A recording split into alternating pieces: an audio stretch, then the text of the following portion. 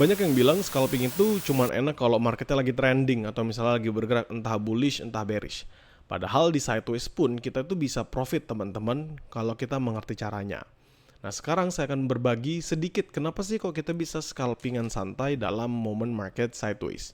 Ya, bagian pertama saya akan jelaskan mengenai strateginya.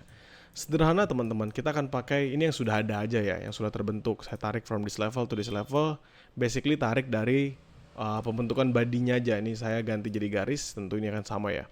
Jadi di sini patokan atasnya dan patokan bawahnya saya setarakan aja yang di sini. Walaupun ini ada turunan yang lebih dalam, tapi saya setarakan karena lebih banyak zona-zona yang tertahan di atasnya.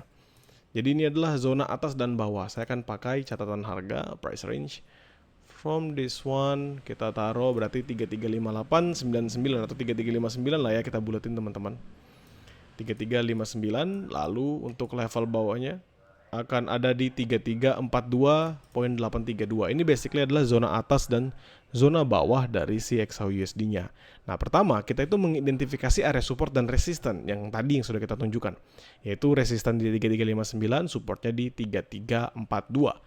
Lalu simpelnya apa teman-teman? Sederhana, entry buy di dekat support dan entry sell di dekat resisten. Targetnya kecil aja, 5-10 pips cukup, dikasih lebih itu hitungan sebagai bonusan. Time frame-nya juga kecil, jadi kalian bisa makan di M1 sampai M5 atau M5 ke M15. Jangan lupa pakai stop loss ketat supaya risiko tetap terjaga. Dan yang terpenting apa? Hindarilah scalping saat ada berita besar. Pastikan trading di pair yang mungkin spread-nya kecil atau yang mungkin bisa kalian manfaatkan dalam trading yang cepat dan disiplin. Jadi kalau misalnya kita perhatikan di sini mungkin kesannya kok di H1 nggak terlalu banyak atau misalnya pergerakan tidak terlalu signifikan. Tapi kalau kita ubahin menjadi M5, teman-teman bisa perhatikan pergerakannya sangat amat signifikan sehingga bisa diikutin. Misalnya kita sell dari sini, dia drop, dia up lagi, nge-retest di atas, kita sell lagi di atas. Jadi kita sell sekali within this level.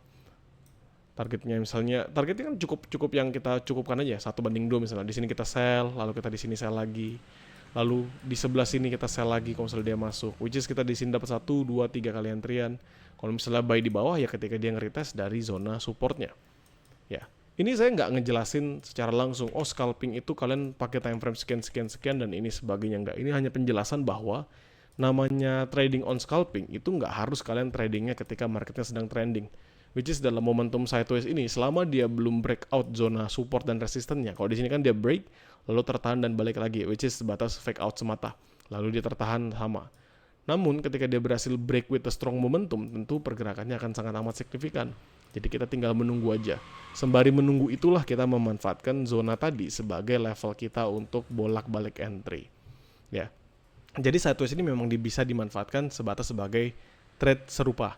Tinggal kita menunggu apakah nanti base-nya berhasil di break. Contoh di sini ini base, dia breakout kencang, dia dropping, lalu base lagi dia kencang naik ke atas, dia breakout, ngulang lagi dan ngulang lagi. Ya, semoga membantu buat teman-teman sekalian untuk penjelasan ini. Sideways ini bukan berarti nggak ada peluang. Kuncinya adalah sabar teman-teman. Cepat ambil profit dan disiplin dengan plan yang kita sudah tetapkan.